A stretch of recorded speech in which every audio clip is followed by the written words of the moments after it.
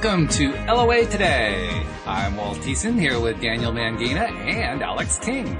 Today is Thursday, July the 23rd, 2020. It is 4 p.m. New York time, wherever you are in the world. Thanks for joining us for another episode of LOA Today, your daily dose of happy. And guys, I've been having a lot of interesting up and down roller coaster kind of experiences this week to remind me about what it is to deal with contrast.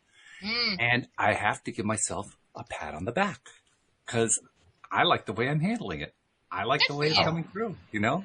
And some of it was, I mean, none of it was life-threatening or anything like that.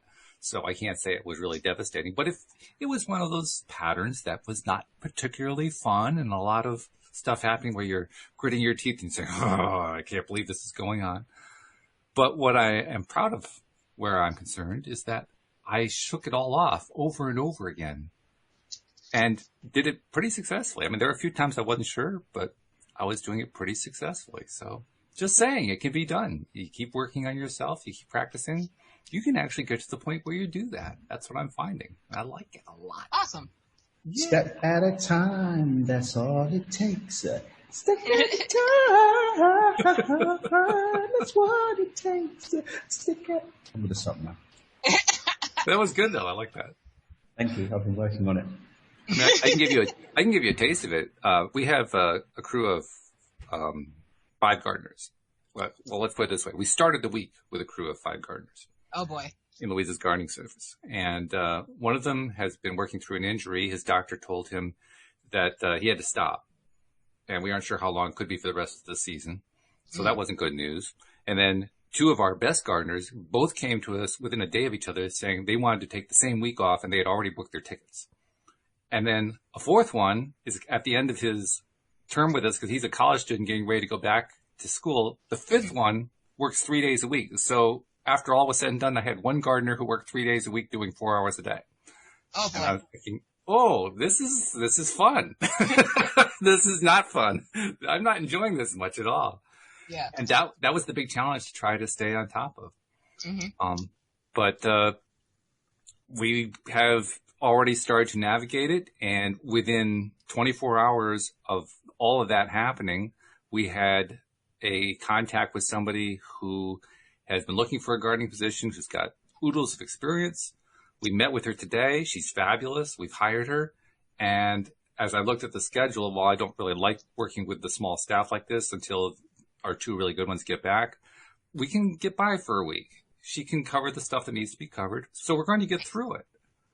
And I could easily turn that around. Yeah, Daniel's giving me a little bit of a cheer there. We could easily have turned that around into, oh my God, this is a terrible thing happening, but we didn't. We turned it into, somehow, even though we don't like what's happening at all, it's going to work out. And by God, it's working out. Who knew? I knew. You knew? I might also add myself to the list of those who knew. Because I also knew. Yeah. You knew also. Okay. I give you guys credit. It happened 2 days ago. Really? What happened? It wasn't about me, but like I'm always the one that goes, listen, it'll work itself out. Just relax. Just calm down. It'll work itself out. But Kenny's always the one to lose his shit. Okay. So you guys are learning your dynamic. That's good. Yeah. So what happened was he was in the middle of a tattoo. And we thought a fuse had blown, but it turns out it was his tattoo gun that blew. So now he's like, well, and he's got tattoo parties set up for the whole week. So he's like, what am I going to do? This is my income, blah, blah, blah. And I'm like, just chill. Just breathe for a second. It'll work itself out. Not even 5 minutes later, his cousin calls and was like, hey, what are you doing? And he's like, I'm flipping out, blah, blah, blah. And he goes, so his cousin's on the phone, but also on his Facebook, and goes, I just found a tattoo kit for $100 in a Facebook Marketplace. It's in New Bedford. You want to go get it? Ooh. Yeah, paid for it, drove us there, everything. Wow. And I was like, if you just calm down for 5 minutes, like, it'll be fine. Yeah, that's quick, too. That's quick response. Yeah, talk about a quick turnaround. Yeah. That's fabulous, though. So that's like, bing, into the quantum. Right. But that was me just going, it'll be fine. Mm-hmm. Yeah. And it was. That's excellent. I love these stories because, by the way, this is a hint to listeners. Share your stories. We want to hear yours too. Yes. Because I'm pretty sure all of our listeners are kind of in that same high vibration place most of the time. And we're all doing this kind of work. And it's great when we find it's all working. Yeah. Great. It's good to get the reinforcement. This is the kind of manifestation story I like. People often like the manifestation story about how, the yacht showed up out of the middle of nowhere. Yeah. But these are the kinds I like. Yeah, the little stuff that happens every day. Yeah. That's what you got to be aware of. That's not the the stuff giant that I think. Yeah. It's the stuff that makes the biggest impression, I think. Yeah, I agree. Because you run into those so often. The yachts don't show up too often. TV timeout. Are we recording? You know what? I forgot to hit record. If you're saying that. We're recording on YouTube, which is good, Yeah, I only saw one red light. That's why I was like, hold on. I appreciate Where that. are the red lights? Where are the rest of the red lights? I only see one. Oh, no. Dan is in a big singing mood today. Yeah, I'm just working this whilst at the same time also making sure Olga can get. Well, I can see why, too, by the way, your T-shirt, Just Say Yes. Just say yes. Just say yes to life. Oh, Daniel. Absolutely fabulous. I love it. Yeah. So I was going through Facebook trying to find some appropriate questions for us to address. And all the Facebook questions that I was finding were really not good for us to discuss on the show. They were mostly people who are, I think, pretty much new to the whole law of attraction concept. And they were basically looking for shoulders to cry on and so forth. But it does raise an interesting topic that we can kind of address. Daniel was addressing it before the show, and I figured why not bring it onto the show and talk about it. What do you do when you are confronted by people who say that they're interested in law of attraction, say that they're interested in the spiritual growth thing and so forth, and then they demonstrate that all they really want is just somebody to cry on their shoulder and to vent at and all this other kind of stuff? What are your favorite ways to deal with that? I figure that gets a conversation started. So, Alex, I know you have very strong rules about this, so I'll go with you first. I don't. You just don't. I just don't. Because clearly, if you just want a shoulder to cry on, I'm not the one for you. Because I'm not going to sit here and babysit you. Just say no, in other words. Just say no. Yeah. Just say no. Yeah. But if you're really interested in getting into law of attraction, then yes, I will answer your questions. I will help you out. But if you're just sitting here to whine about stuff, I don't have time for it. I got my own problems. Anybody got time for that? Anybody got time for that? Daniel, what are your thoughts? You gave it more thought than I did. I'm already eating cookies. Facts, right? I'm already eating cookies. Just 1 second, guys. I'm listening, but I have to take care of something. Just 1 second. Okay. Well, obviously, this is going to be a much quicker conversation than I had originally intended, so we're going to have to find something new. You thought we were going to delve into the contrast. That's what you thought. Well, yeah, apparently the contrast in this case was a clear no and not that's interested. A solid no. That's a no for me, dog. That's a no. I feel like we're in America's Got Talent, and we got the judges up here with the bells and all that kind of stuff. Yep. Just straight up, nope. Sorry, too bad. No. Next. and yet I think there is a little bit of topic in it because by adopting that viewpoint, what you're really saying is, I want a different narrative. Yes, exactly. You're insisting on it, really. Mm-hmm. Yeah, and by putting my foot down, I'm saying no. It's not going to happen. Not dealing with it in my life.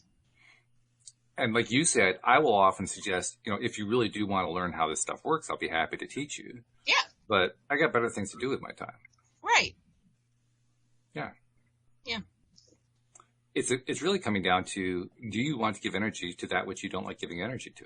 No. I'm only allotted a certain amount of energy per day, and I don't have time to share it with other people. Oh, so there are limits on your energy, huh? Okay. On my personal energy before I need a nap. That's just what I'm saying. I'm not saying there's limits on energy. We all know that's not true. Yeah, I'm saying me personally, I got once I reach a 10, I'm like, I need a nap. I can't do it. No, I was just janking. And I'm not trying to waste 1, 2, and 3 on somebody else's tears. I don't blame you. Yeah. Yeah. Absolutely. Absolutely. Yeah. I think there's something else to be said for it too, and that is when you stick to that kind of a line, Mm-hmm. people who are in that undesirable space Yeah. are encouraged, not necessarily that they'll take the action, but they're encouraged to shift. Yes. Or leave. Or leave, yeah. Or shift away. But shifting means changing out of that, we've talked about this before, out of their comfort zone. Yeah. Because that's what they're in. They're in a comfort zone. Mm-hmm. Which isn't all that comfortable, but it's still familiar. It's a familiar zone. I think Actually, Cindy was the one who pointed that out. It should actually be called a familiar zone rather than a comfort zone. I agree. Yeah. I agree. Because I think comfort zone is mislabeled. Yeah. Yeah. And I interrupted you. We were going to say something. Oh, I was going to say, I feel like it happens a lot when people are getting that same energy from other people. And they're just looking for people to suck the energy out of. That's what it is. Oh, yeah. It turns into talk about a vortex. I'm not sure if that's a positive or negative vortex. It's a sideways vortex in a sense. But it's definitely a vortex that I don't like to get into. No. It's a cyclone and it'll drag me down. I'm good. Yeah, it ends up being negative at the end of the day. Yeah. But it is interesting how often people get drawn into that. I was, just before I came onto the show, I was looking at a group that I administer here in the area where we live. It's called the Farmington Valley in Connecticut. And normally it's a group that's for just talking about stuff that goes on within the valley. Yeah. And so normally I try to avoid allowing political issues and religious issues and news stories and all that kind of thing. But some of that stuff actually ends up occurring in the valley. So you have to let it in, one of which, of course, is COVID. And COVID's been a pretty hot topic. Well, interestingly enough, as has happened with most of the country, there are two camps that have emerged. And the one camp is always reporting the other camp and vice versa for spam and for violations of other rules and so forth. And because they got nothing else to do. They got nothing else to do. And interestingly enough, they're all complaining about the other side, and then they don't pay attention to what they themselves are contributing. Right. Well, that's the kind of spiral in another form that we've talked about, I think. It's that let's just keep feeding this energy that we really don't like very much. Yeah. It's a very, very common thing. It's what we see a lot in politics right now. Politics is, it's happening in a big way. I was going to avoid doing this, but I got to tell you a funny thing that came to my attention. And if you're a Donald Trump fan, I'm going to have to apologize in advance because this does make fun of Donald Trump. Oh, well. But Donald Trump has a very interesting reelection strategy going on. And I got a hold of a memo from the Trump Reelection Committee, a hidden secret memo. And in this hidden secret memo, it details the Trump strategy for winning re-election. And it's very simple. It says, from President DJ Trump to all heads of departments, okay, here's what we're going to do. I'm going to pour gasoline everywhere that I can over America. I'm going to light a match. And then I'm going to go on television and accuse the Democrats of burning down the suburbs. There we go. That works. Isn't that pretty much what the election campaign strategy is? In a nutshell. Yep. Sorry, conservatives. I just couldn't resist because it's so obvious. It's just so obvious. Oh. It just strikes me as odd because, as you know, my background, my degree is in political science. My background is there, so I still have an interest in it. I create little electoral maps. I can tell you exactly where Biden and Trump stand right now on the electoral map and all that kind of stuff. And nobody really cares. Nope. But I do because it's just fun, And so I kind of follow this stuff. And so most of the time I'm trying to stay. This is a way of like dipping toes in contrast. We talk about that, right? This is one of my ways I like to dip my toes in contrast. Because like the stream was telling us on Tuesday, what's going on right now is a big thing of order societies. By order societies, societies that want to order us around. Government, religions, educational organizations that want to basically dominate the landscape. And whatever. Yeah. All these different kinds of organizations that have been trying for generations, for centuries, to control us, are crumbling. Their infrastructures are crumbling. And like I said in response to that on Tuesday, I find that fascinating, partly because of my political science background. Right. And partly because I agree with it. I mean, long before I became interested in law of attraction, that was the pattern that I was seeing. Mm-hmm. And now to have a context, which is what I consider the whole law of attraction, spirituality, kind of thing to be, with that context behind it, my belief now makes so much more sense to me. Right. And it's actually gotten to the point, I almost hesitate to say this, where I am in a kind of way. I'm not laughing at or enjoying people's pain or agony. I'm enjoying watching the crumbling process. Right. The crumbling process is fascinating for me. Mm-hmm. And why is it so fascinating? I think I was asking myself that question earlier, and I don't know what the answer is. I think it's fascinating because I've just believed it was happening for so long. And now that I have both validation and a spiritual philosophical structure to hold it in context, it seems even more fascinating to me. Now, by the same token, I'm also finding that I'm paying, interestingly enough, less and less attention to the politics, less and less attention to the news. It's getting less and less interesting. Yes. And that surprised me because, like I said, I mean, my background was political science. Yep. For the longest time, I was an activist. Now it's like I don't careivist. I'm a careivist. It's rubbing off on you. That's what it is. I care less and less every single day. Yeah. So to me, that's just one more example of, wow, look at all of what changes when I, in this case, when I am willing to change my perspective. Right. Just shifting. Mm-hmm. And that's why when I think about these people who have these, crazy things going on where they want to cry on shoulders and so forth, I think, boy, all they got to do is just shift the perspective. Yeah. It doesn't even have to be in the right direction. I mean, it's like Mike Dooley points out, it doesn't even matter if you get in your car and you start driving east when you're supposed to be going west. Yeah. Because as long as you have the GPS is going to say, make a legal U-turn. Right. One way or the other. One way or another, you're going to get there. Yeah. The only thing is you have to put the car in gear. Right. You have to make the shift, Yes, exactly. Even if it's a shift in the wrong direction, you'll still get there. Mm-hmm. So that's what I think about. I think about these people who have put themselves in these familiar zones, because we're not calling them comfort zones anymore. Right. And all they have to do is shift something, anything, and then stuff will start to change. Big facts. That makes me feel good. Good. Just thinking about that. Yeah. That gives me hope for a whole lot of people in the short term. I mean, in the long term, I have hope for everybody. In the short term, it's sometimes harder because people are dealing with often really severe stuff. Yeah. But when I know all they have to do is even accidentally make a shift of some kind, things start to change. Things start to improve. Even when they're at their darkest. True. I mean, that's good stuff. Yeah, it is. I like that. I feel 2020 is going to turn around. I feel it. Oh, I think 2020 is just beginning to show us stuff. I really do. I mean, I've expressed this opinion before. Well, actually expressing this opinion is what got Amy Blackmore onto the show. Blackford on the show as a co-host. Mm-hmm. What was the opinion? She was hearing about the show from a friend. Tell a friend to tell a friend. Yep. She heard about the show, listened in, heard me talking about it on some particular episode. I don't remember which one. About how I think 2020 is an amazing year of clarity, and we're going to have stuff coming out of it that we can't even begin to fathom right now. She's saying, yes, yes, yes, yes, yes.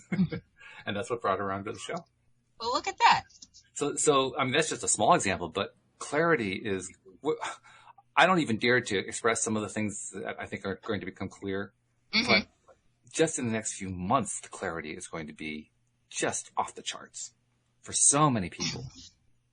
It reminds me of a meme I saw that said, because every month it's getting worse and worse. So a meme that said, well, let's go ahead and get August started. And it had a picture of a gremlin and running water.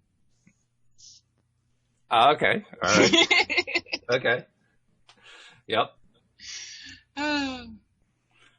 Well, again, I guess it depends on how you look at the gremlin. Well, if you wet them, you get a lot more than you bargained for. This is true. Problem. Yeah. On the other hand, that's where the phrase being all wet comes from. So. Oh, no. But I'm serious. I mean, it's a joke, but I'm also serious. That's a shift. Yep. Even if it's unintentional, it's a shift. Mm-hmm. And those shifts do all kinds of stuff. I mentioned politics, so I'll say one more thing about politics. By the time October rolls around, of course, here in the United States, we have our election on November 3rd. So October is a pretty important month here in the U.S. And by the time it rolls around, there's going to be a lot of people on both sides of the divide and those who don't even care about the divide who are going to be feeling different about the political landscape just because of how it's all going to be playing out. Agreed. And it can't do anything but shift things. Mm-hmm. No matter what perspective you come from, no matter what political viewpoint you have, no matter whether you have no political viewpoint at all, no matter whether you even care about politics, it's still going to shift things. It's just going to shift things. And it's unavoidable just because there's this big, big clarity thing going on. Now I start adding in things like, well, we have an economy that's been in trouble, and we have this COVID thing that's been going on, and we've got the racial troubles that have been going on. Yep. And from many people's perspective, it's like that meme was talking about. It seems like everything's falling apart. Yep. And I'll bet you by the end of this year, even that perspective changes. Oh, I'll bet you by the end of this year, people are going to start seeing all of those things so differently. Mm-hmm. And they won't even necessarily have noticed that there was a change. All they'll notice is what they're seeing. Yeah. But the change will have happened anyway. I think people are going to look back and go either, well, that wasn't so bad, or it's not as bad as it is. There's going to be something like that, but it's going to be different. It's going to be different from what it is either now. way. Mm-hmm. Yeah. And I take a lot of comfort in that. I take a lot of comfort and a lot of confidence from knowing just how powerful change is. For the good, for the bad, for whatever, change just changes the order of things. Facts. And it happens, we're going to go back to basics here, because of consciousness, because of thought, because people are different. Diversity of thought, diversity of perspectives, diversity of interests.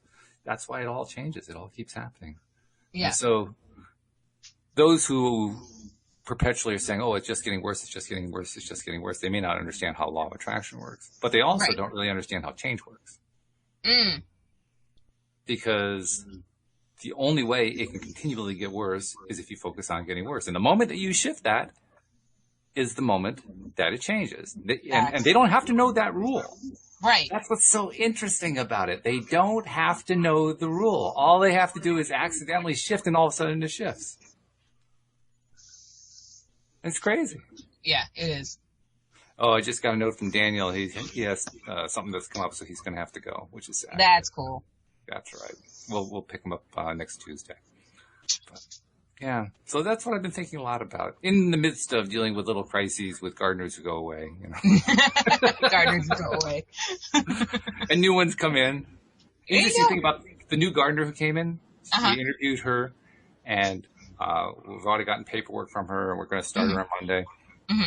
She reminds both Louise and I of somebody who used to work for us who was really good. Oh, good. Was a really good gardener. In fact, she ran a good portion of our operation for a while. Oh, wow. And talk about how when you maintain a good vibe and you maintain a positive attitude and stay focused on what you like despite what's not happening, what you don't like what's happening. Right. You stay in that spot, good things happen. This is a great example of it.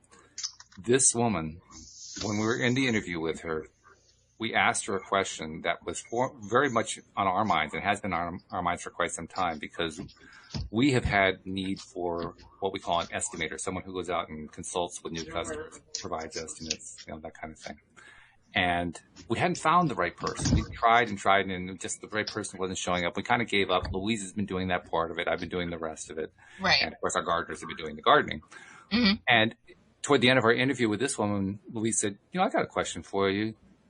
Would you be interested at some point in perhaps broadening your experience, doing other stuff, like maybe doing consults? And the person we interviewed said, "Oh, I'd love to do consults." Oh, nice. Like, ooh, no, there's an unexpected perk. We didn't expect that one because we weren't advertising for an estimator. We were advertising for a gardener. You know, we got an estimator out of it, which is what we really need. You know, now, is she an estimator now? No. I mean, she probably won't start doing that until like next spring. Yeah. But how cool. It's on the table. That's all that matters. It's on the table. It's right there. Yeah. And she was excited about it. She was really intrigued. In fact, even the old person, not old, the previous employee who she's so much like, never wanted to be an estimator. So, I mean, this is like a step forward, you know? Yeah. For lack of a better term, an upgrade. It's an upgrade, yeah. Speaking of which, did you get your new phone? I did. I have it, yes. The old phone is now buried. The new phone is, it's got a prettier screen, actually. It's not scratched like the old one does. Uh-huh. And even better, the battery lasts. Nice. I don't know about Apple batteries, man. All my Apple friends are always coming to visit my house with their chargers, and they're only here for an hour. Well, I can't speak to that because there's a whole lot of difference in usage, but. Yes, definitely. Especially with social media and such. Yeah. Yeah. I mean, I get little reports on my phone telling me how often I'm on the phone, and it tells me I'm using it 11 minutes a day. So it's not like I have a heavy usage going on. 11 minutes? I don't spend a lot of time on the phone. I do that just waking up. Like that's before I even put my feet on the floor. Are you serious? Well, it turns out that there is something that you can do with a phone that can actually make batteries wear out faster. And what is it? A lot of people don't know that. And that is powering off your phone entirely when you charge it. The reason why that will wear out a battery faster is because when your phone is on, there's software that's running that can detect how much charge you put in. But when you've turned that off, it can't detect it, so it burns out the battery. People think they're charging their phones faster by turning it off. Which they are. It does charge faster. But they don't realize they're also risking burning out the battery. The solution to that, if you do like to turn your phone off to charge your phone, put it on airplane mode. Because that way the software is still working, but your phone's not bothering you and it's being charged. You mean without turning the phone off? Right, yeah. Yeah, yeah. As long as the phone is on, I don't care if it's airplane mode, not airplane mode, it doesn't matter. It just My phone's never off. Never off. Well, that much I knew. Yeah. We've had conversations about that one. Yes. But and that's really the whole trick. And I'll bet that most of the people who have trouble with batteries and phones, that's what they run into. In my case, the phone I had before was in my case, the phone I had before was a used phone that I acquired from somebody else. And they had, I'm pretty sure, not charged the battery properly. So that after having it for a short period of time, the battery was already showing replace me on the screen, and it was, the charge would last like 20 minutes or something like that. It was definitely. Now, what version is this? Because my phone. Oh, this is an old one. The whole thing comes together, and you can't replace the battery. You got to get a new phone. Well, ultimately, that's what I did do. I mean, I did try to replace the battery, and you're not supposed to replace it. They want you to go to their repair store, but there are plenty of videos and so forth for how to replace batteries. And I figured, I'd give it a shot. And so I tried replacing the battery, and I did. The new battery got in, except that the touchscreen didn't work anymore. Oh, no. It's like, no. You almost had it. Almost. I was so close. Oh. But that's all right. I got a screen that's much cleaner, much fresher, and the battery's got 97% battery life. And this is an older phone too. It's the same model. I mean, this phone is like, this model's like 6-7 years old, something like that. So. My dude, when are we going to upgrade? I don't use the phone. I just told you 10 minutes ago, I use it 11 minutes a day. This is not something I need to put a lot of money into. Good point. All right. Yeah. Fair enough. I mean, if I was using it as much as you, I'd probably get a newer model. But this is not one of my higher priorities. You know what? One of my highest priorities. It's all about the camera. Well, actually, not even the camera is useful. I do like having that camera. Yeah. But no, my biggest reason for having the phone is so that I could have a phone to test against when I'm testing the software for the LOA Today app. That's literally the biggest use I have for it. Yeah. Even more than making the phone 11 calls. minutes. Yeah. I've used it. When I look at the times, it tells me how much time you used it, and it breaks it down by app. Yeah. It's always the app I'm working on that has the most time on it. Right. Fair enough. So, Oh my. But anyway, I guess what I'm saying is all this stuff just keeps pointing to the same thing. Clarity. We're getting clarity. I'm getting huge amounts of clarity in my life. I think you are too. Yeah. And the more that we focus on this stuff, the more clear stuff becomes. Yeah. How can it not lead to more clarity in 2020 is my question. I don't see how that's possible. At the point where it's like, everything's going to be okay. So just breathe. And that's the clarity I'm having. Is just, you know what? When a stressful situation pops up, just breathe. Because in 5 minutes to 24 hours, it'll work itself out one way or the other. And that time frame has actually been working pretty consistently for you this year.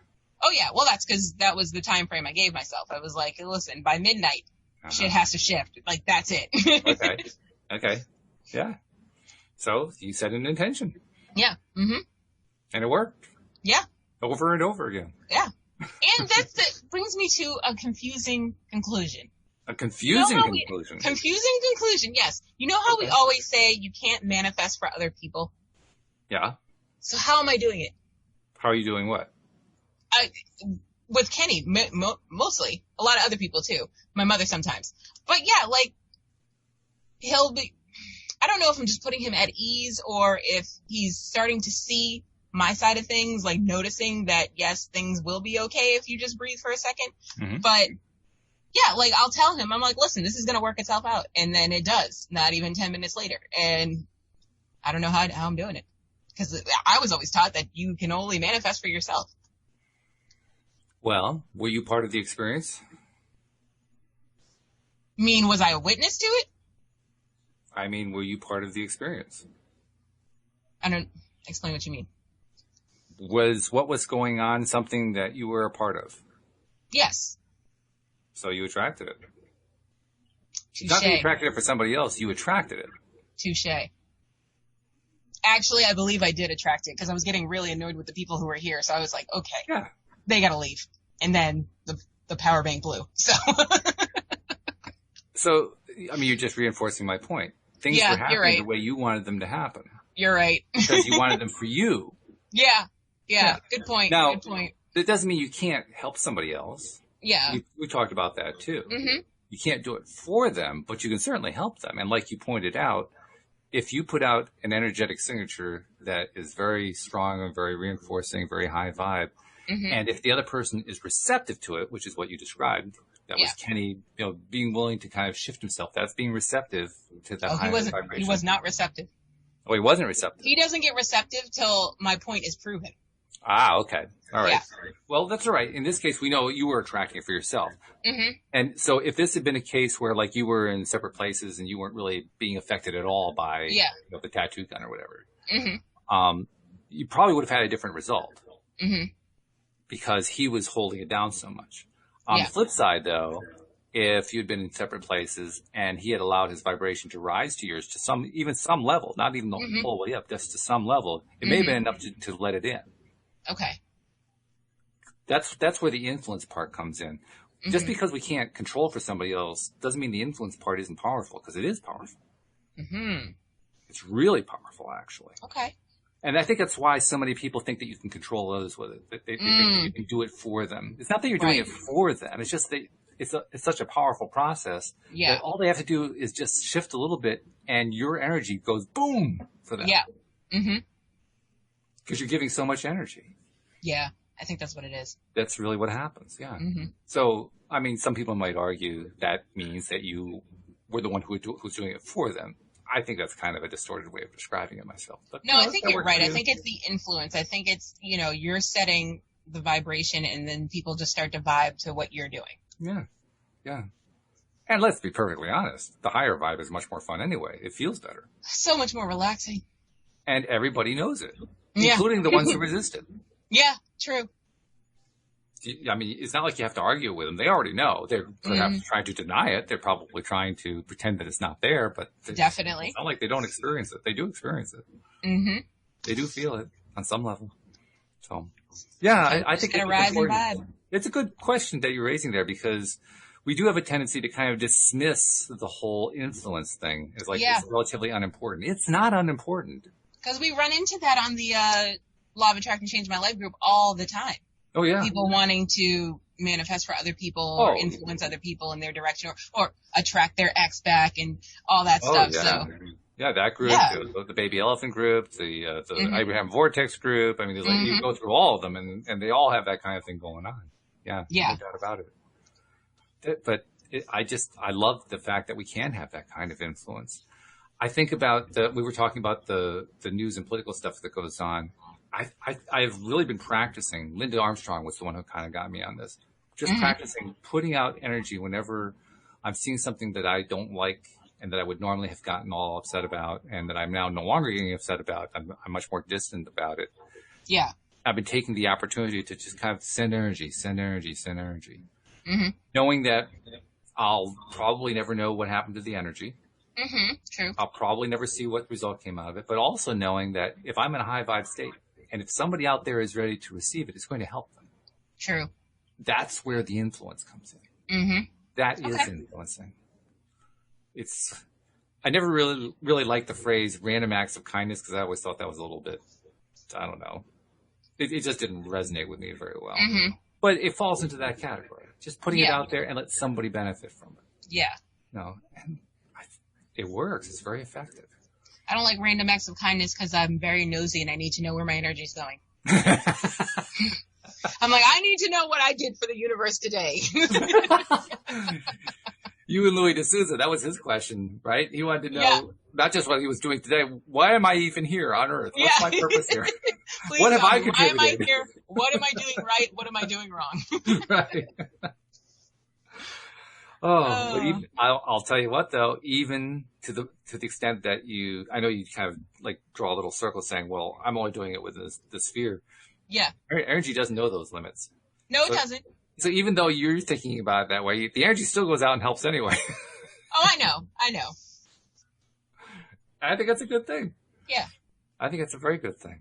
I think about crazy stuff that happens that we hear about. And then I think about every once in a while, some little good that comes out of it. And I say to myself, that's because there were a bunch of people who were putting out high vibe and that person picked up on it and was able to use it. Not to take anything away from whatever that person did. Yeah. I'm sure whatever it was great. That's why they shifted everything. But nevertheless, they drew on that energy. That's big. Yeah. That's big. So for me, that just reinforces what Linda and others have told me, that you just keep putting the stuff out there because you're helping in ways you don't even know. Yeah. But I need to know. Well, I think we all do. We want to know anyway. Yes, I want to know. Yeah. Well, hey, let's be perfectly blunt. That's one reason I do a podcast. Self-gratification. Seriously. It is. That's one reason I do it. It's not the only Yeah. one, but yeah, I want our vibe to go out there and help people. Yeah. That's why I call it your daily dose of happy. I want them to Facts. get it. Yeah. Very deliberately, you know? Yeah. That's why I love it when we get contact from listeners. Yes. That does feel good. I don't know if I told you about it. I read it on the show with Cindy yesterday, but Jeffrey sent in a postcard to me. A postcard? A postcard. How Yeah. personal. I like that. It was great. And I read it on the air. And I mean, when was the last time you got a postcard? I mean, I don't think snail I've ever mail. gotten a postcard. That wasn't a thing in my generation. It's been a while since I got one too. Where do It you was even great. find one? Do you have to order them on Amazon? Where do you find a postcard? It looks like you bought it. Let's see. Do I have it here? Where did I put it? Oh no, I do Here see it is. Cape Cod postcards at like those little. But look at it. It's like an old fashioned one. Aw, it's pretty. Yeah. It's really nice. So read it. What did it say? You want me to read it again? Well, okay, Jeffrey. will. I wasn't here, so yeah. Yeah, so it says, Dear Walt, I thought I would phone in the old-fashioned way. I'm sitting at a cafe enjoying a glass of wine and some delicious cheeses. I know that our friendship is unconventional, but I wanted to take a little time and tell you how much I appreciate you and the joy you have brought to my experience over the years. I usually listen to your show during my lunch break, but because things have shifted and my time zone has changed, I actively rearranged my schedule so I can participate, meaning on the live stream. Oh. I hope that this postcard finds you and Louise doing well in your new home. That's part of the visualization that he's referring Yeah. to. Yeah. And that all the co-hosts are healthy and happy. I have to admit that I am truly enjoying all of the new voices that have emerged And the show is continually changing, and it is always so relevant and spot on. And then the last part is covered by postage marks, so I couldn't read that part. Oh, yeah. What a great postcard. I mean, That is great. Well, thank you, Jeffrey. We appreciate that. And look at the mileage you got out of it. It got read twice. Yes. Now, where is he? I think I saw he's in France. Or was that a vignette? Let's see, what's the postmark? The postmark is Portland, Oregon. Oh, okay. All right. Well, So that makes it even more impressive. I think I was reading his vignette then. Because Portland, Oregon's been going through all kinds of craziness, and there he is sitting in a cafe enjoying a glass of wine and delicious cheese. I mean, credit to Jeffrey. You know I love cheese. Oh, my God. Oh, my God. I'm so jealous of Jeffrey right now. What kind of cheese do they have in Oregon? Ooh, I want to go everywhere and try all the cheeses. You're going to do a cheese tour? I'm going to do a cheese tour. Oh, I'm going to Ooh. gain so much weight, so much constipation, it'll be worth it. You might want to change that one around a little bit. All right, fine. I'm going to enjoy my cheese tour. There you go. Yeah.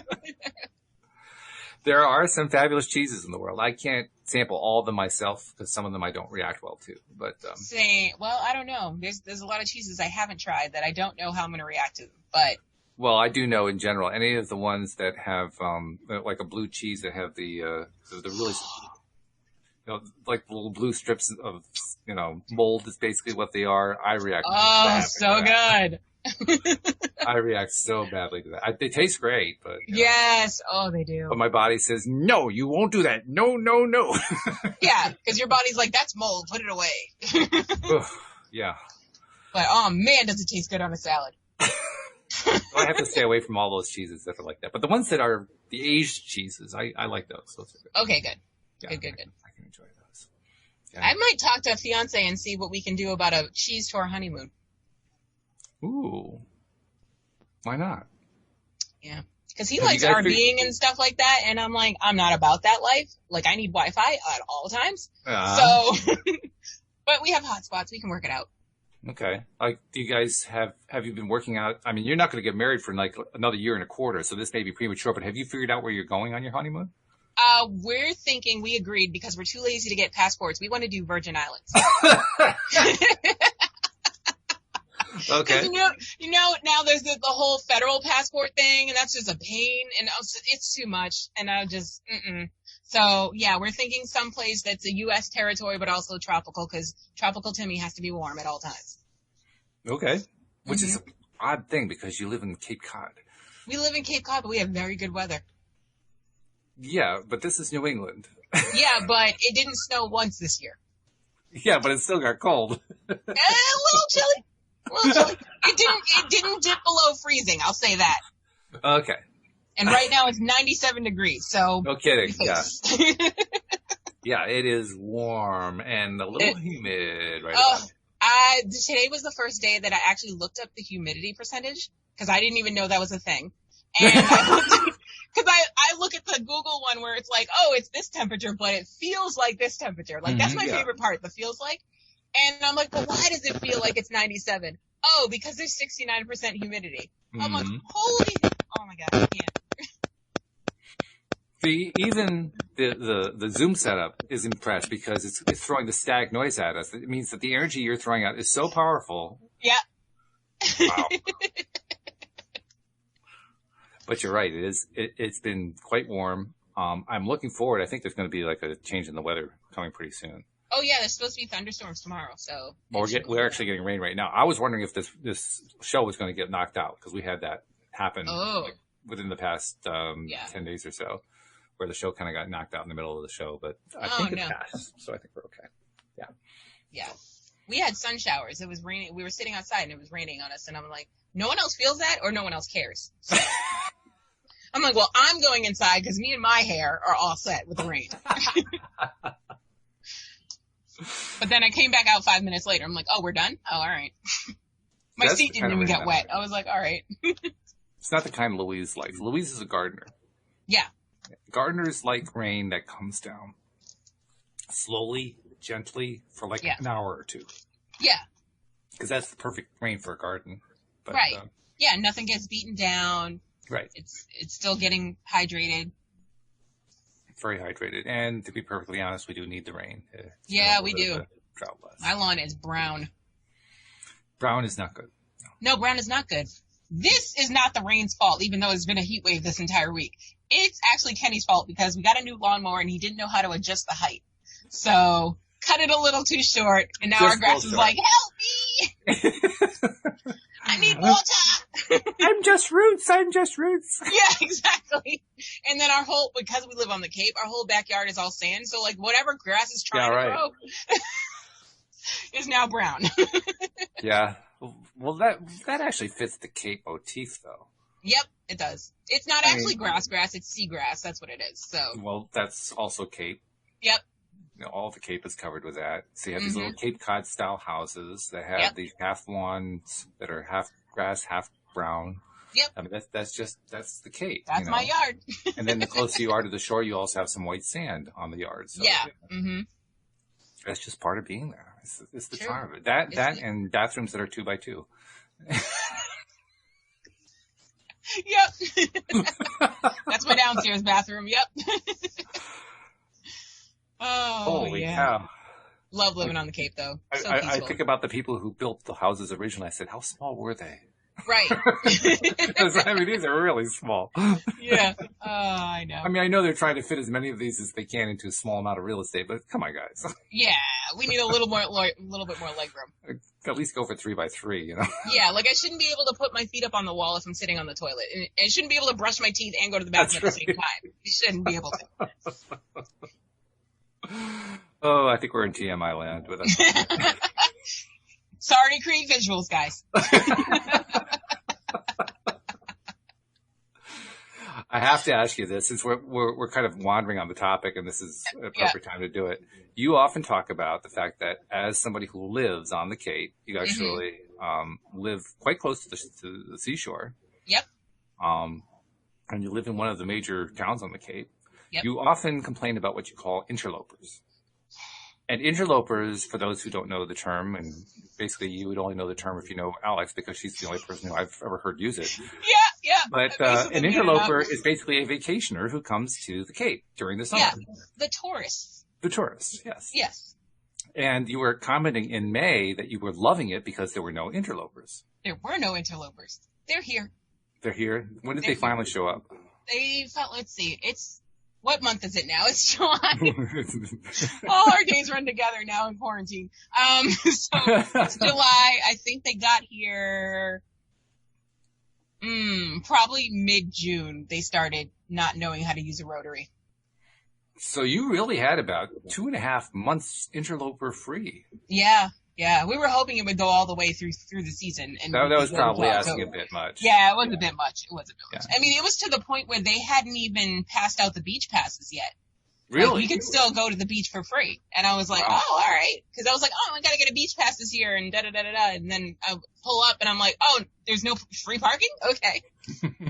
Because there's a certain point in the year where I'm like, all right, we're going to park at the house and walk to the beach because I'm not paying for parking. It's ridiculous. $25 for a couple hours? No. Well, especially when, you live, like 5 or 6 blocks. I mean, you're really close. Yeah. That's an easy walk. Like the wind blows and seashells go through my window. There goes another one, Marge. Yeah. I just saw a hermit crab.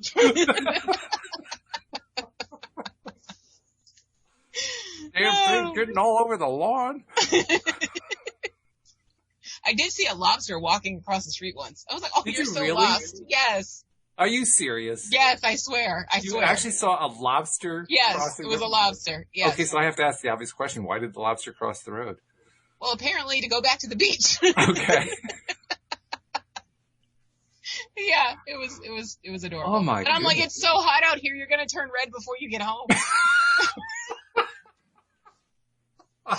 Speaking of which, I have a joke. Okay, so it's not a joke, it's a funny story. So this woman decided that she lived on the Cape, decided she was going to send her father for her parents' anniversary $200 worth of lobster. Oof. And so she called them up and asked them, how was the lobster? They're like, well, it would have been great, but they were all moldy and dead. They didn't know that they were live lobsters and that they had to cook them for them to turn red. So they assumed because they were brown that they were They were brown, that they were already rotten. So they buried them in the garden. Well, I can make your story even funnier because in the gardening business, we use compost. You know what kind of compost we use? It's called lobster compost. No. I swear to God. You're part of the problem, man. Well, it's from Maine. What do you expect, you know? True. That's great, though. Oh, I have to ask, were they interlopers, the people who received the lobsters? I have no idea where they were from. I mean, because I can't imagine somebody from the Cape thinking that. I can't imagine most people from New England thinking that. The person who was sending it was from the Cape, and they said, I think they said just the Midwest somewhere. That would make sense. They have no experience with it. Yeah, no. Yeah, because if somebody from New England did that, I'd look at them like, okay, you know, I'm like, you're not really from here. Either that, or else you failed, you know, Trump's intelligence test or something. I'm not sure what. He can't even pass that, so why do we have to? Oh. I mean, well, that's another story. Yeah, I guess there is a thing to being a New Englander. There are certain things you learn. Yep. There are certain things that just come part and parcel with it. One thing, this is a big deal. This is one you'll appreciate. Because, you know, Louise and I moved to Virginia and then moved back. We were in Virginia for about 10 and a half years. Actually, 11 years now that I think about it. And one of the worst things about being in Virginia is no Chinese food? Seafood. Oh, yeah. My sister says the same thing. And you can get it. It's usually really bad. Yeah. Because it had to travel. Even though Virginia has an ocean. Like, what's the problem? Well, even there, though, I mean, we went down to the Potomac in D.C. There's a place where you can actually buy fresh seafood. Right. And it's okay. It's not as good as the New England seafood. Yeah. I don't know that's why. What I've been hearing. The only thing I can think is that the waters are colder. Maybe that has something to do with it. Maybe. I mean, we know that's true with lobster. Yeah. I mean, the best time of year to eat lobster is March, when the waters are really, really cold. They've just, you know, they've gone through their spawning and all that kind of thing. That's when you get the tastiest, you know, juiciest, tenderest lobster. Did you see my post the other day? We had, 16 or 17 pounds of lobster? Whoa! Oh, yeah. Oh, my. Oh, yeah. Father-in-law he's a fisherman on a boat. So his first day on the boat, they sent him home with an 8-pound lobster. 8-pound single lobster? 8-pound lobster. That thing was bigger than me. I was like, holy crap. He's like 6'4", and he's holding it up, and it reached down to his waist. I was like, what is happening? What do you do with a lobster that big? I mean, there aren't any pots that big. Oh, we figured it out. We ate that bad, Larry. And then on top of the 8-pound lobster. I mean, how many people did you feed on that thing? Let's see. Kendra, Kenny, me, Mom, Jay. 5. I would have expected more. That's amazing. It was that few, actually. Oh, we almost died trying to do it, but yeah. You probably had to have a chisel to open it up, too. And then technically it was 4 because Kendra doesn't even really eat lobster. So, okay. Yeah, she had the steak. We did steak, surf and turf, so yeah. Of course, if it's that big, that means the shell's probably like half the weight, but still. I don't know, because I had my own personal lobster, but I was just like, I'll show you pictures. It sounds pretty wild. And most people around the world are saying, what the heck are they talking about? They're talking about 8-pound lobsters, man. I mean, I can't even begin to imagine an 8-pound lobster. The claw was the size of my forearm, okay? It was that is just insane. Crazy. I have an image in my mind of a Far Side cartoon, you know, with a couple sitting down at the table and these little, you know, lobster utensils and this big thing sitting in the middle. Oh yeah, we couldn't even use the regular lobster utensils. We had to use a hammer. It was that serious. Oh, that's crazy. Yeah. That's just crazy. It was so delicious. Oh, and I made garlic butter. Ooh. Ooh. Purified? Yeah. What? Purified? I don't know. Melted butter? Yeah. Yeah, clarified as it's often called. Oh, clarified. I thought you said purified. I'm like, how do you purify butter? They're just equivalent, but yeah, it's clarified. Yeah. Okay. Yeah. Clarified. Yeah. That's the good stuff. Oh yeah, man. Oh yeah. I was imagining that 8-pounder on a roll. They don't make rolls that big. You'd have to get one of those French rolls. For people who don't know what we're talking about, that's a thing in New England. They call them lobster rolls, and they Yeah, give it a Google. Yep. They take all the non main part of the lobster. They take all the claws and so forth, and they just turn that into like a sort of like a chopped salad of lobster, and they pour it into. It's a lobster salad. It's lobster and mayonnaise, but there's two ways you can have it. You can have it with butter. You can have it with mayonnaise. Well, I don't know about you. For me, the only way to have it is with the butter. Oh, big facts. I mean, seriously. Yeah. If you're a New Englander, you don't have it with mayonnaise. That's for the interlopers. Those are for the interlopers. Well, since we're talking New England seafood, I got to ask you the other one. Okay. Okay. This is a big one for me. It may not be for you. Not all people are into this. Are you into clam chowder? We've had this discussion. I'm into clam chowder. I'm not into the potatoes in the clam chowder. Oh, okay. I'm into the broth and the clams, and I leave the potatoes at the bottom. Well, usually the better ones are like that. Usually some kind of a butter sauce or something like that. Mm-hmm. Yeah. Okay. But yes, clam chowder all day. Yeah, I'm a connoisseur of clam chowder. Mm-hmm. Yeah. You have your clam chowder. I have my mac and cheese. Louise has absolutely nothing to do with clam chowder, so it's always, you gonna have some clam chowder? Wow. She's not a clam chowder eater. She doesn't like clam. All right, I'm going to have to reestablish our friendship. She doesn't like my shows. She doesn't like clam chowder. Well, she's confused. You have to understand, she's lived in 5 out of the 6 New England states. She's confused. Okay. Seriously. I mean, you don't know where you're from anymore. Yeah, you got to pick a state and stay with it, man. She started with Maine. She went to Massachusetts, went to Rhode Island, went to Vermont, and then went to Connecticut. I mean, the only one she missed was New Hampshire. Yeah, true. Oh, man. That was just having fun. Okay, well, one thing we have not done is we haven't done our promos, which we need to do before we finish up. Mm-hmm. So, I love this part. I love it. This is so much easier than it used to be. So, all you have to do is download the LOA Today app. Done! Ding!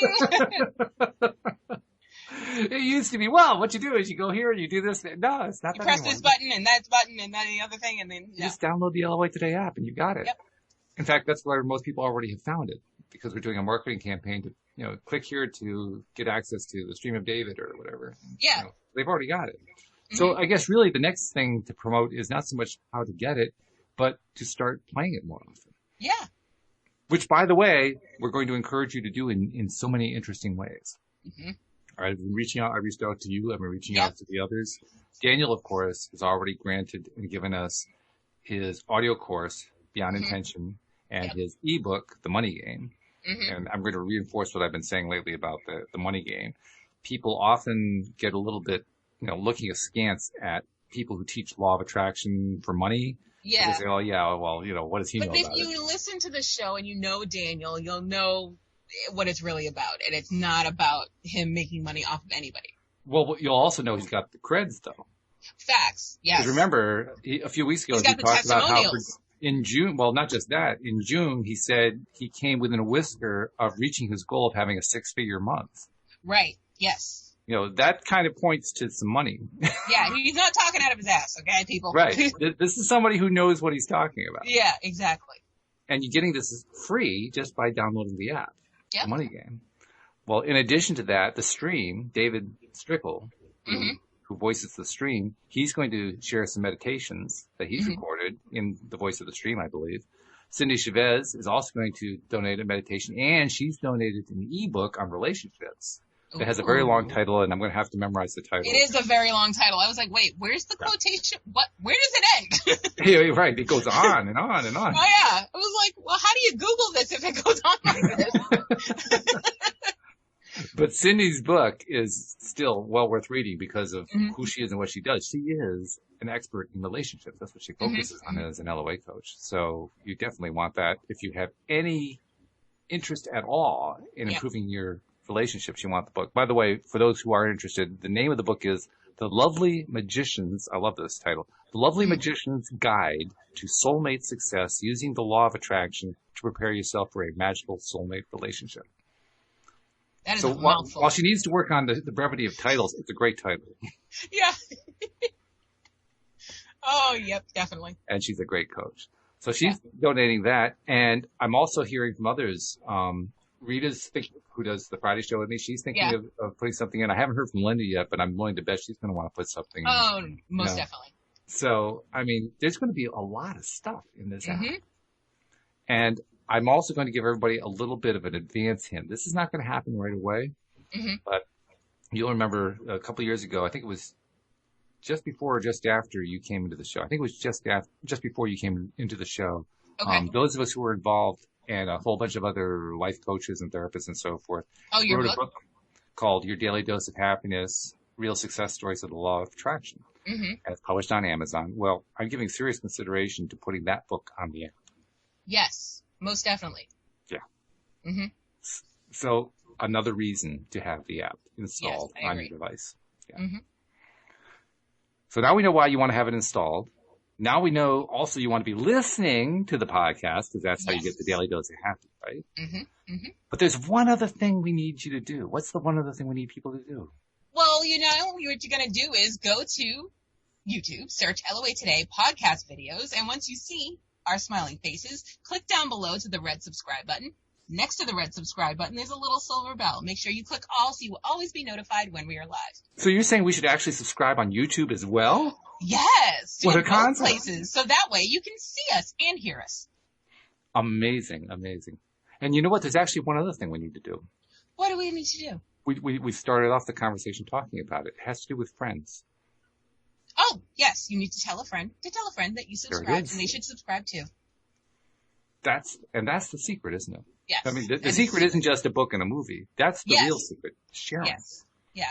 Because when you share the energy, we share the energy. We learned very young age that sharing is caring. It's not just caring, it pays off. Yeah. That's the part I think we kind of overlook. We forget that when you share, you're actually helping yourself. Right? I agree. Yeah. And you're helping yourself in ways you may not know, but you're helping yourself. So, just saying. Just something to think about. Yep. Well, we haven't done a show like this one in a while where it was just you and me kind of, not really. No, it hasn't because I've been out. So it's been a while. You've been out. It's been good. It's good to have you back so we could do it Thank again. you. Yeah. But it's as high vibe as ever. So hopefully our listeners enjoyed it. One other reminder I want to put out there, if you have always wanted to ask Abraham Hicks a question and get an answer, because that's always the hard part, right? Yeah. Getting into that hot seat is really hard. It's well, that's what David does. He's Esther Hicks, but David doing the voicing. He's connected to the same source. And I want to invite people who want to ask those questions, send the question in. Send it to me. Yeah. You use the app. The app has a contact form. There's going to be a revision to that contact form, by the way. Right. Where they can send messages to any of us. Yeah. Which is going to be really cool. Yeah. But until then, send it to me, and I will make sure that your question gets asked the next time that we have the stream on, which is, by the way, every Tuesday. Every Tuesday. Every Tuesday. So, yeah, another reason to have the app and to use that app faithfully. Yep. So thank you very much, Alyx. I really appreciate it. I'm glad you're doing well, by the way. I'm glad you're feeling better. Thank you. Yeah. I had a back, not a surgery, but a procedure yesterday, and I'm feeling much better. Good. Glad to hear that. Especially the part about feeling much better. Yeah. I really like that. So thank you very much. Thank you especially to our podcast listeners as well. We'll see you all next time here on LOA Today. Goodbye, everybody.